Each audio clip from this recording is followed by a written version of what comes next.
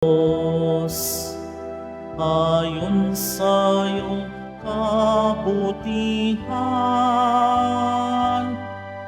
ayon sa laki ng iyong habag, pawiin ang aking kasamaan.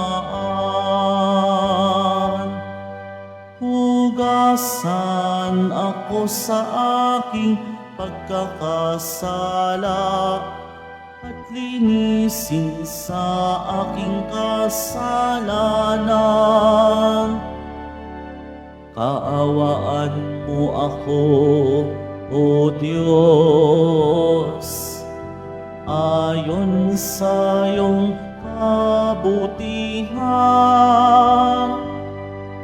ayon sa laki ng iyong habag, pawiin ang aking kasamaan.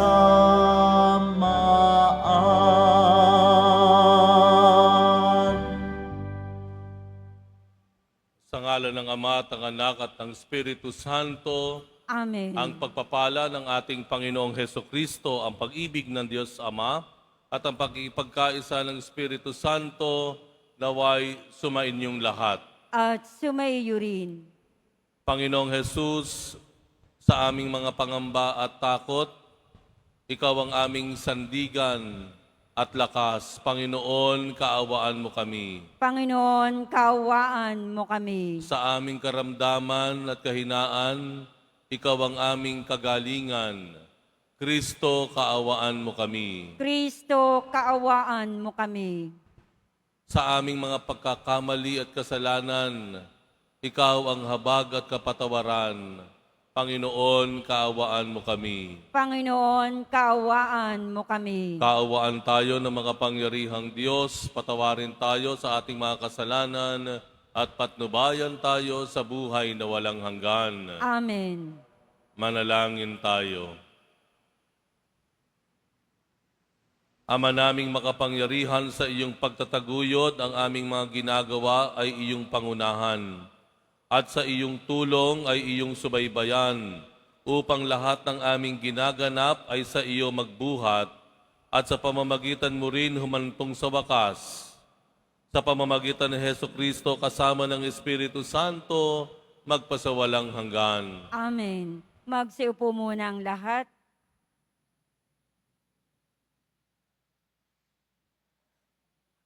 Pagbasa mula sa aklat ng Deuteronomio. Sinabi ni Moises sa mga tao, "Nasa inyo ngayon ang kapasyahan. Kayo ang pipili ng buhay at kasaganaan o ng kahirapan at kamatayan. Kapag sinunod ninyo ang kautusan, inibig ang Panginoon at nilakaran ang kanyang mga landas, pagpapalain niya kayo sa lupaing ibibigay niya sa inyo. Mabubuhay kayo ng matagal at kanyang pararamihin kayo. Ngunit kapag tumalikod kayo sa kanya at naglingkod sa ibang Diyos, ngayon pa'y sinasabi ko sa inyong malilipol kayo. Hindi kayo magtatagal sa lupaing tatahanan ninyo sa ibayo ng Hordan. Saksi ko ang langit at ang lupa na ngayoy inilahad ko sa inyo ang buhay o kamatayan at ang pagpapala o sumpa. Kaya, piliin ninyo ang buhay para kayo at ang inyong lahi ay magtagal. Ibigin ninyo ang Panginoon, makinig sa kanyang tinig, at manatiling tapat sa kanya. Sa gayon, mabubuhay kayo ng matagal sa lupaing ipinangako niya sa ninuno ninyong sina Abraham, Isaac, at Jacob. Ang salita ng Diyos. Salamat sa Diyos. Mapalad ang umaasa sa Panginoon tuwina. Mapalad ang umaasa sa Panginoon tuwina. Mapalad ang taong hindi naaakit niyong masasama upang sundan niya ang kanilang payot maling halimbawa. Hindi sumasama sa sinumang taong ang laging hadikay, pagtawanan lamang at hamak-hamakin ang Diyos na dakila. Nagagalak siyang laging magsaliksik ng banal na aral. Ang utos ng poon, siyang binubulay sa gabi at araw. Mapalad ang umaasa sa Panginoon tuwina. Ang katulad niya'y isang punong kahoy sa tabing batisan. Sariwa ang dahot, laging namumunga sa kapanahunan. At anumang gawin ay nakatitiyak na magtatagumpay. Mapalad ang umaasa sa Panginoon tuwina. Ngunit ibang-iba ang masamang tao, ipa ang kawangis. Siya'y natatangay at naipapadpad kung hangi umihip. Sa taong matuwid ay Panginoon ang siyang mag-iingat. Ngunit kailanman ang mga masama ay mapapahamak. Mapalad ang umaasa sa Panginoon tuwina. Magsitayo po ang lahat.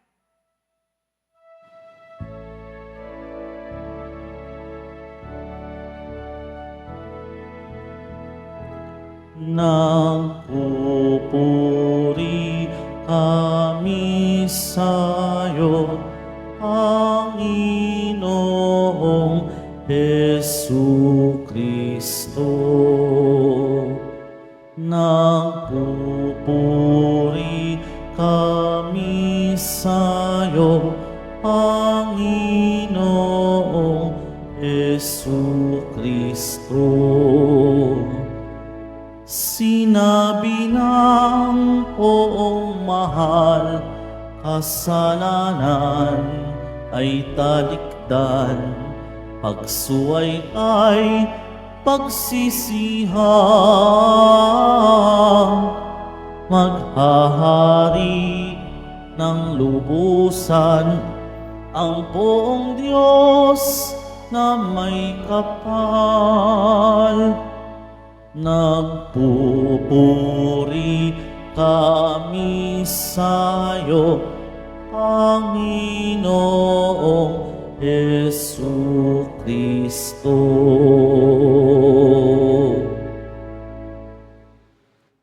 Sumainyo ang Panginoon. At sumaiyo rin. Ang mabuting balita ng Panginoon ayon kay San Lucas. Papuri sa iyo, Panginoon.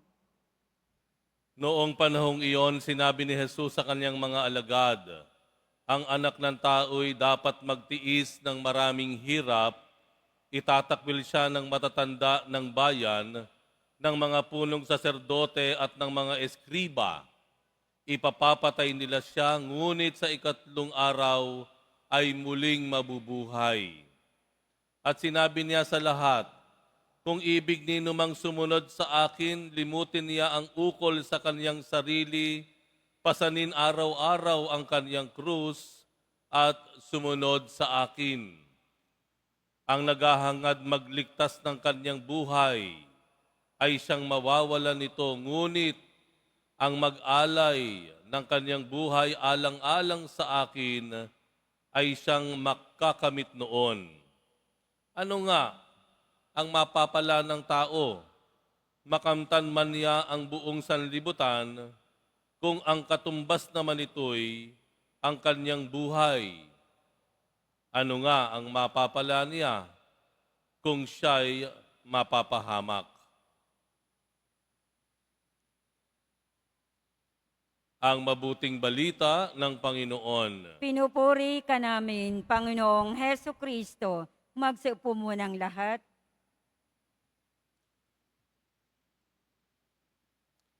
Natatandaan niyo po ba yung unang tanong ng mga magulang natin nung tayo ay nagkakaulirat na bilang bata? Nung tayo ay mag-aaral na, halimbawa sa kinder or sa nursery, aapa ka ng grade 1, grade 2, grade 3, grade 4. Ano yung madalas na tinatanong sa atin ng mga kamag-anakan natin, mga kaibigan ng mga magulang natin? Ano yung tanong? Ano ang gusto mong maging? Naalala niyo po yon? Ano ang gusto mong maging paglaki mo? Ayan. Parang Little Miss Philippines yan, ano? Namimiss na natin, ano? Anong gusto mong maging paglaki mo? Anong sinagot po ninyo? Naalala ninyo? Gusto kong maging doktor para gamutin ang may sakit. Diba? Ganun yan. Gusto kong maging teacher. Diba? Gusto kong maging engineer. Ayan, ano? Napakaganda pong simula iyon, in fact. Ang totoo po yan, iyon ay napakagandang pagsisimula sa mga batang nagsisimula ng magkaisip. No? Na ang unang maganda pong maitalaga o maging malinaw sa kanila, ano yung pangarap nila? Ano yung gusto nilang maabot? Ang ganda nun. Ano yung gusto nilang marating? Ano yung iyong dream? Yun eh. Pag tinanong tayo, ano gusto mong maging ng bata tayo, binibigyan tayo ng pagkakataon ng ating mga magulang na tignan, i-clarify na kung ano yung ating pangarap, the end goal. Ano yung nais natin sa hinaharap sa kinabukasan. Tama po? Yun nga lamang po, parang doon na natapos yung ating pag-iisip. Doon na natapos. Okay, malinaw sa atin, gusto kong maging ganito, maging ganyan, pero sa mga susunod na mga taon, hanggang nagkolehiyo ka, hanggang nakatapos ka, hanggang nakapagtatrabaho ka na, meron dapat tayong linawin sa ating mga sarili. Ano yon? Paano marating yung pangarap na yon? Diba? Maganda't maliwanag na sa atin, bata pa kung ano yung gusto nating marating. Pero, dapat ito ay susundan agad noong tanong na ano ang mga dapat kong gawin para marating iyon. Kasi kung minsan ito ang pangarap natin, bata pa, pero yung buhay natin parang walang direksyon. Para tayong dahon na kung saan hipa ng hangin, dun tayo. Dapat po, sa mga susunod na taon ng buhay natin, aalamin natin ano yung mga dapat kong gawin. Ano yung mga sakripisyo na dapat kong tanggapin para marating ko yung aking pangarap. Di ba? Yun po yun eh. Kaya madalas, hanggang pangarap na nga lang daw, hindi naman marating at matupad. Bakit? Hindi kasi naging malinaw yung mga daan, yung mga iba't ibang yugto, pangyayari sa buhay na dapat mong tanggapin, na dapat mong maranasan para marating ito. Bakit ko po tinatanong ito? Tingnan yung Ebanghelyo. Ano sabi ng Panginoon sa Ebanghelyo? Kung gusto nino mang sumunod sa akin, ano ang sabi? Limutin niya ang kanyang sarili, pasanin ng krus at sumunod sa akin. So binigyan na ng Panginoon. At the very start, yung mga gustong mga disipulo ko, maging bahagi ng aking kaharian. Ano sabi ng Panginoon? Limutin ang kanyang sarili. I-deny ang ating sarili, yung mga hilig, mga layaw, mga pita. Lahat ng tulak sa atin, palayo. Limutin ang sarili. Ano sabi? pasanin ng krus. So may sakripisyong sinasabi ang Panginoon. Hanggang marating natin ang pagiging disipulo, ang pagiging bahagi ng kaharian ng Diyos. Diba? In one sentence, sinabi ng Panginoon, ito ang gustong mong marating, pero dadaanan mo ito. Ayan. Salamat sa Diyos, tayo mga Pilipino, sanay tayong yumakap ng kanya-kanyang krus. Salamat sa ating sa Diyos. Tayo mga Pilipino, handa tayong dumaan sa mga pagsubok, magtiis, magsakripisyo.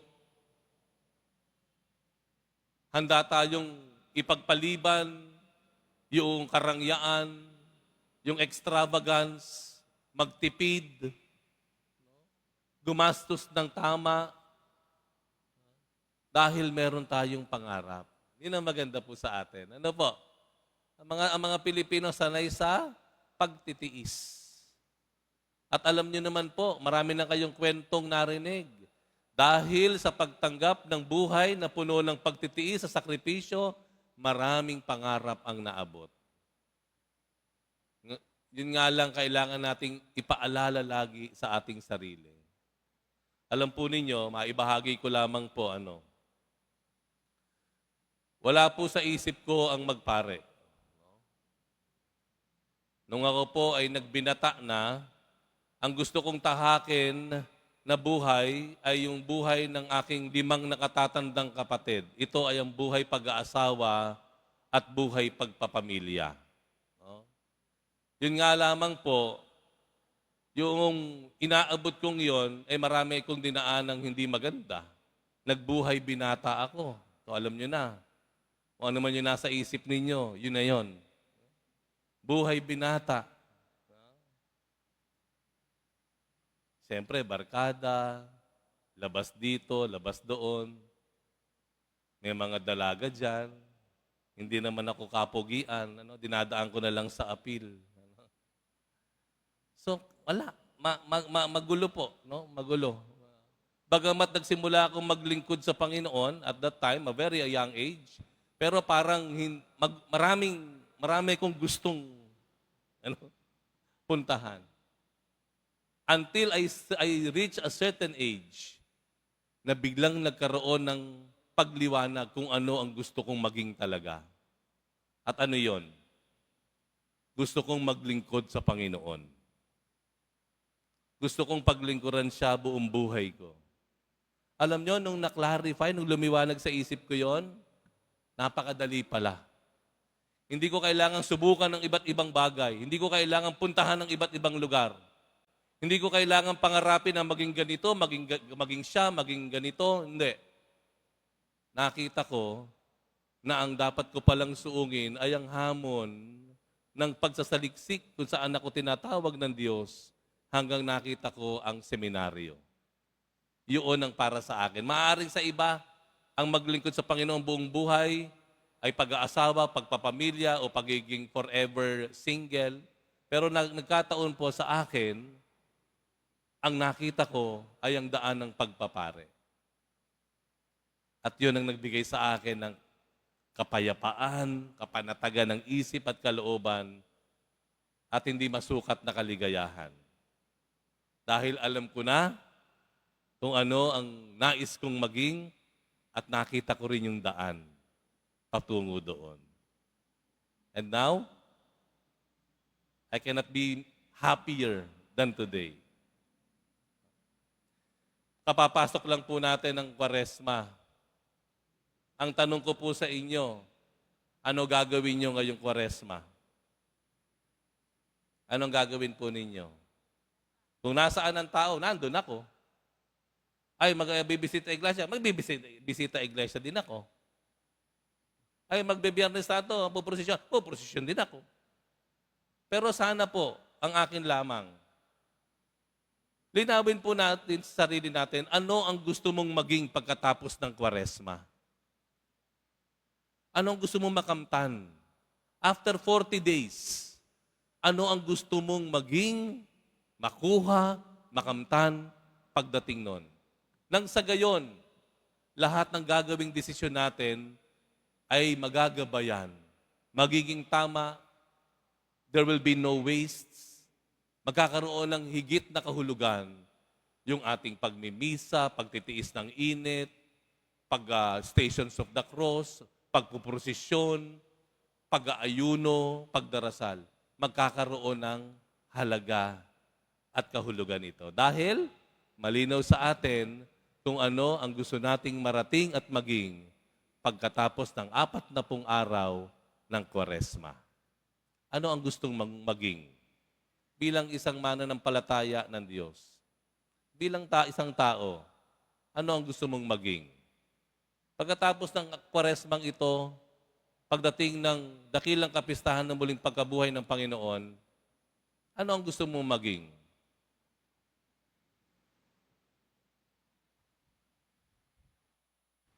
Magsitayo po ang lahat.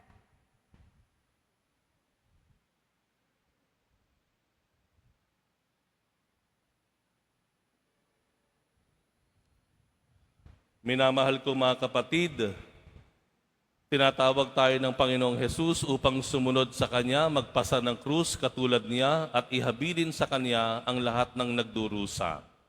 Jesus, loobin mo ang iyong krus, ang aming maging kaligtasan. Jesus, loobin mong ang iyong krus, ang aming maging kaligtasan. Bilang kasapi ng simbahan, naway maisabuhay natin ang diwa ng krus at maging handang magpakasakit para kay Kristo at sa Eucharistia. Manalangin tayo. Jesus, loobin mong ang iyong krus, ang aming maging kaligtasan.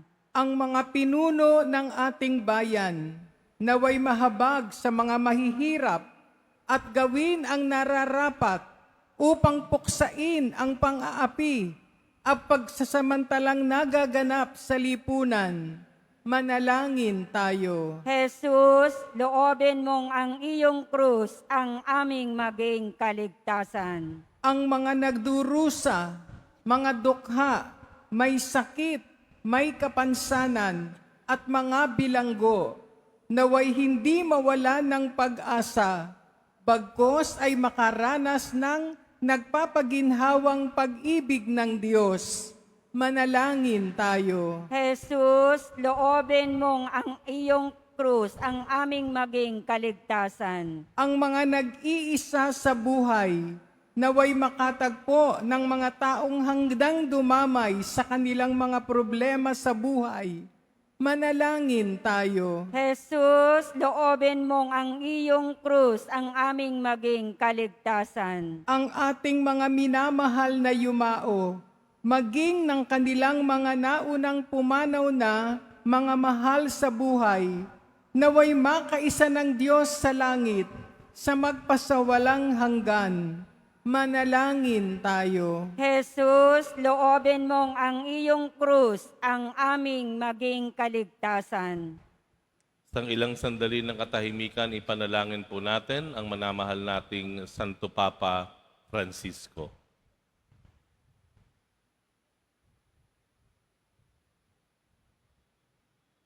Manalangin tayo. Jesus, loobin mong ang iyong krus, ang aming kaligtasan.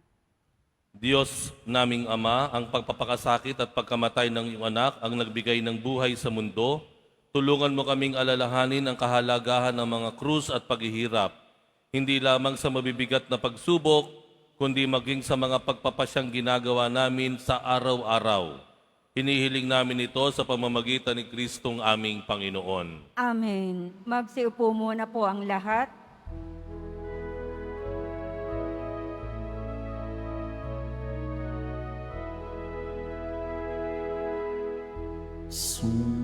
Sumasamo kami sa'yo,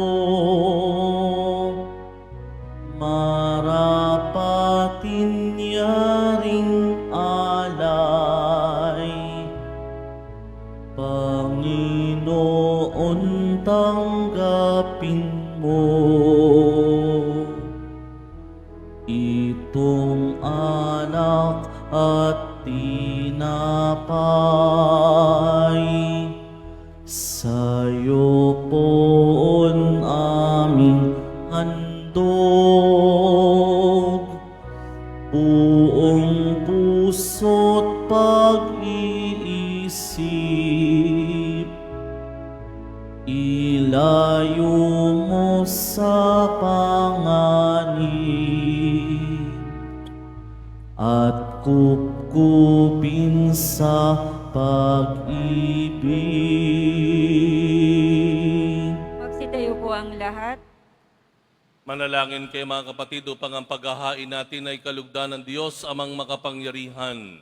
Tanggapin nawa ng Panginoon itong paghahain sa iyong mga kamay, sa kapurihan niya at karangalan, sa ating kapakinabangan at sa buong sambayanan niyang banal. Ama naming dumikha, tunghayan mo ang mga alay namin sa dambana ay nakahain upang ang iyong minagandang loob na ibigay ay aming maihandog sa pagsamba sa iyong ngalan. Sa pamamagitan ni Hesukristo kasama ng Espiritu Santo, magpasawalang hanggan. Amen. Sumainyo ang Panginoon. At sumaiyo rin. Itaas sa Diyos ang inyong puso at diwa. Itinaas na namin sa Panginoon. Pasalamatan natin ang Panginoong ating Diyos. Marapat na siya ay pasalamatan. Ama naming makapangyarihan, tunay ngang marapat na ikaw ay aming pasalamatan sa pamamagitan ni Jesucristo na aming Panginoon. Binibigyan mo kami ng bagong pagkakataon upang ganapin ang paghahanda ngayon para sa pagdiriwang ng muling pagkabuhay. Kaisa ng iyong anak na minamahal, aming inilalaan ng panahon, talino't yaman, para ganapin ang iyong kalooban na ang kapwa-tao ay lubos na damayan. Sa pagdiriwang namin sa aming pagsilang bilang mga kaanib ng iyong sambayanan, kami iyong pinagkakamit ng katayuang ganap sa pagtatangkilik. Kaya kaisa ng mga anghel na nagsisiawit ng papuri sa iyo ng walang humpay sa kalangitan, kami nagbubuni sa iyong kadakilaan. Santo, Santo, Santo, Panginoong Diyos ng mga hukbo, napupuno ang langit at lupa ng kadakilaan mo, o sana sa kaitaasan.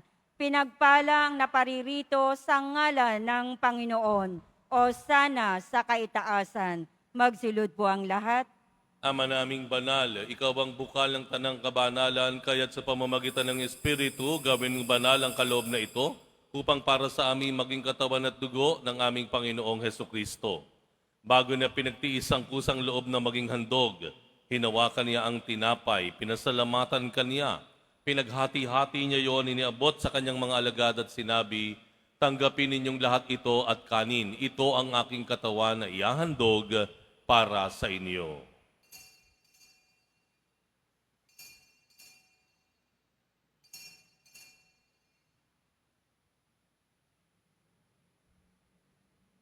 Gayon din naman nang matapos ang hapunan, hinawakan niya ang kalis, muli kanyang pinasalamatan, iniabot niya ang kalis sa kanyang mga alagad at sinabi, tanggapin ninyong lahat ito at inumin, ito ang kalis ng aking dugo, ng bago at walang hanggang tipan. Ang aking dugo na ibubuhos para sa inyo at para sa lahat sa ikapagpapatawad ng mga kasalanan. Gawin ninyo ito sa pag-alala sa akin.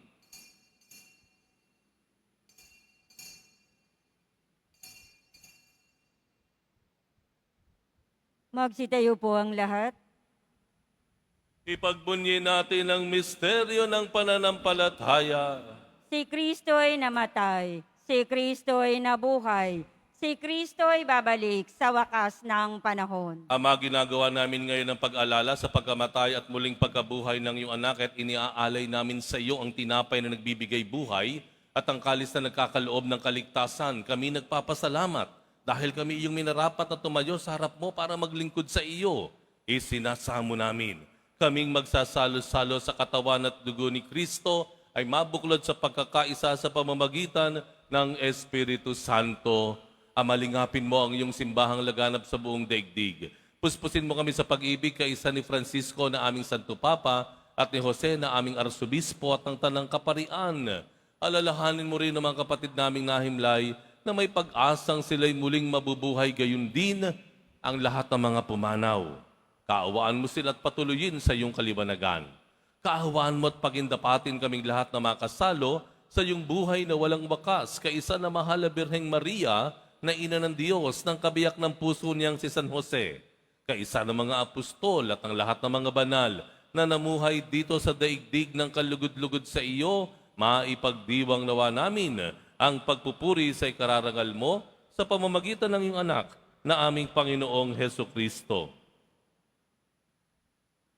Sa pamamagitan ni Kristo, kasama niya at sa Kaniya, ang lahat ng parangal at papuri ay sa iyo, Diyos amang makapangyarihan, kasama ng Espiritu Santo, magpasawalang hanggan. Amen. Idalangin po natin ang kaharian ng Diyos ay mapasa atin at ang kanyang kalooban ay magawa nating sundin. Ama namin, sumasalangit ka, sambahin ang ngalan mo, mapasa amin ang kaharian mo, sundin ang loob mo dito sa lupa para nang sa langit. Bigyan mo kami ngayon ng aming kakanin sa araw-araw at patawarin mo kami sa aming mga sala para nang pagpapatawad namin sa nagkakasala sa amin. At huwag mo kaming ipahintulot sa tukso at iadya mo kami sa lahat ng masama. Hinihiling namin kami iadya sa lahat ng masama pagkalooban ng kapayapaan araw-araw, iligtas sa kasalanan at ilayo sa lahat ng kapahamakan samantalang aming pinananabikan ang dakilang araw ng pagpapahayag ng tagapagligtas naming si Heso Kristo. Sapagat iyo ang kaharian at ang kapangyarihan at ang kapurihan magpakailanman. Amen. Panginoong Heso Kristo, sinabi mo sa iyong mga apostol, kapayapaan ang iniiwan ko sa inyo, ang aking kapayapaan ang ibinibigay ko sa inyo. Tunghayan mo ang aming pananampalataya at huwag ang aming pagkakasala. Pagkalooban mo kami ng kapayapaan at pagkakaisa ayon sa iyong kalooban, kasama ng Espiritu Santo magpasawalang hanggan. Amen. Ang kapayapaan ng Panginoon ay laging sumainyo. At sumaiyo rin. Pagbigayan po tayo ng kapayapaan sa isa't isa.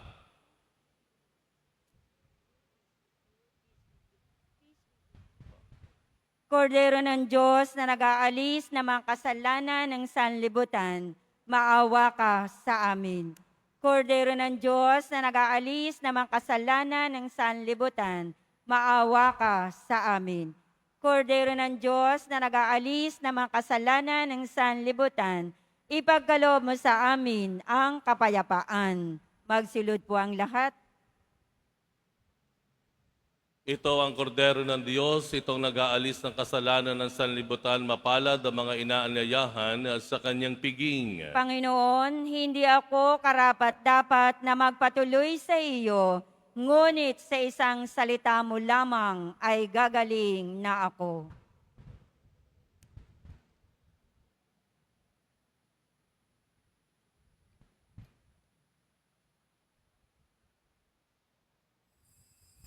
Para sa lahat ng tatanggap ng banal na komunyon, sasagot po tayo ng amen. Pagkasabi ng pari o ng lay minister ng katawan ni Kristo at isubo agad sa bibig bago umalis sa harapan ng pari o lay minister. Sumunod po tayo.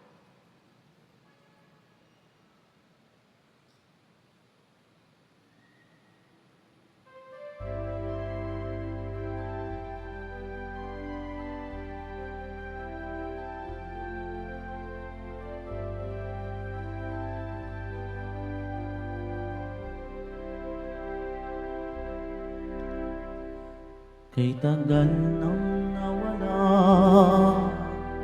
ang apoy ay nanghina.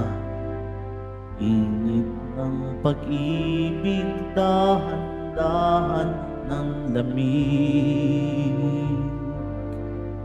Sa bilis ng panahon, ang pangako'y nalimutan.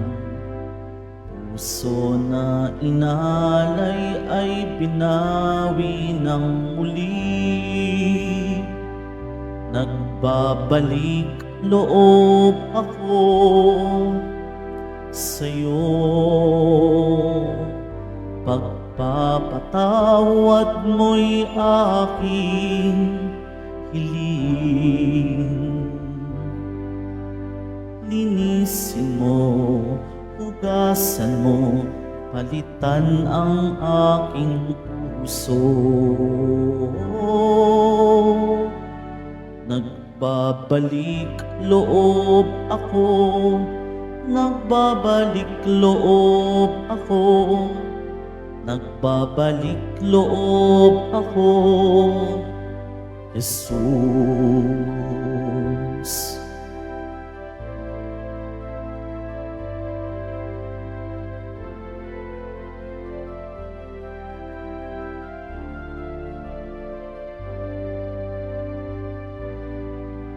Kay tagal nang nawala, ang apoy ay nanghina.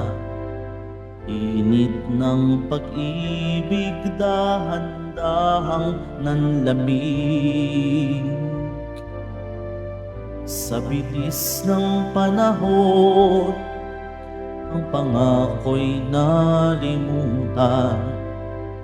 Puso na inalay ay pinawi ng muli. Nagbabalik loob ako sa'yo. Pagpapatawad mo'y aking hiling. Linisin mo, hugasan mo, palitan ang aking puso. Nagbabalik loob ako, nagbabalik loob ako, nagbabalik loob ako, Jesus.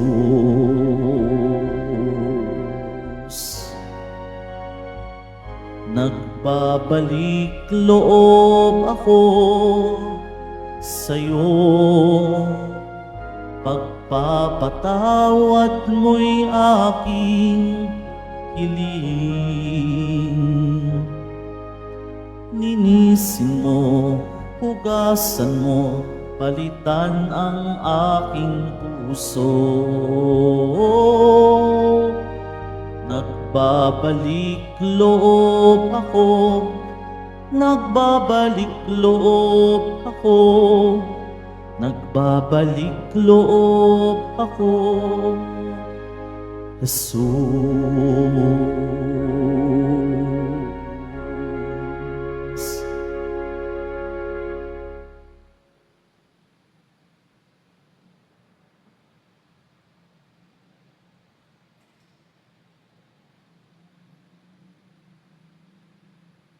Mga paalaala sa mga nagsisimba. Pagkatapos ng misa, wiwisikan po ang lahat ng banal na tubig. Pinakikiusapan ang lahat na manatili lamang muna sa inyong mga lugar. Tanging sa Quezon Boulevard o sa Plaza San Juan lamang ang labasan ng lahat. Sumunod po tayo. Maraming salamat po sa inyong pagdalaw at pagsisimba sa Basilica Menor at Pambansang Dambana ni Jesus Nazareno. Magsitayo po ang lahat. Manalangin tayo. Ama naming mapagmahal, sa pagsasalo namin sa piging mong banal, ang paghahaing ito sa ikapagpapatawad ng mga kasalanan ay siya rin nawang laging magdulot ng kaligtasan. Sa pamamagitan ni Hesukristo, kasama ng Espiritu Santo, magpasawalang hanggan. Amen. Sumainyo ang Panginoon. At sumaiyo rin. Mahal na poong Jesus Nazareno, inihayag mo sa pamamagitan ng krus ang walang maliw na pag-ibig ng Diyos sa sangkatauhan. Pakinggan mo ang kahilingan, lalo na para sa mga nangangailangan ng iyong tulong at awa. Makamtan nawa namin ang iyong kasagutan na may utang na loob na tinatanaw. Basbasan din po ninyo itong mga imahen at dasalan upang lalo kaming manalangin at magtiwala. Sa pamamagitan ng bendisyon na ito, naway lalo kaming maging mapaglingkod, masunurin at tapat sa iyo na aming maluwalhating Panginoon, magpasawalang hanggan. Amen. At pagpalain kayong lahat ng makapangyarihang Diyos, Ama at Anak at Espiritu Santo. Amen. Kumayo kayo sa kapayapaan upang ang Diyos at ang kanyang bayan ay mahalin at paglingkuran. Salamat sa Diyos.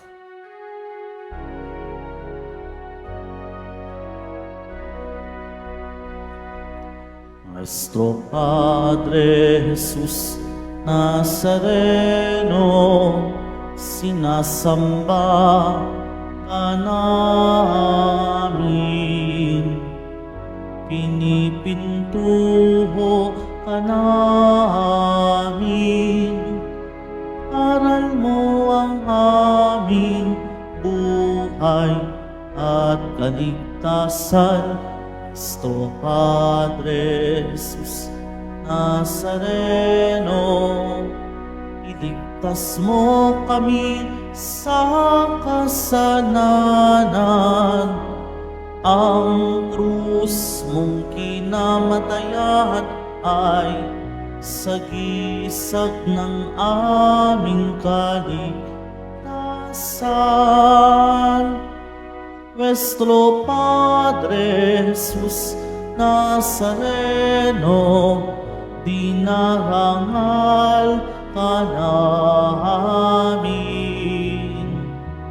Nuestro Padre Jesus Nazareno, niluluwalhati ka namin.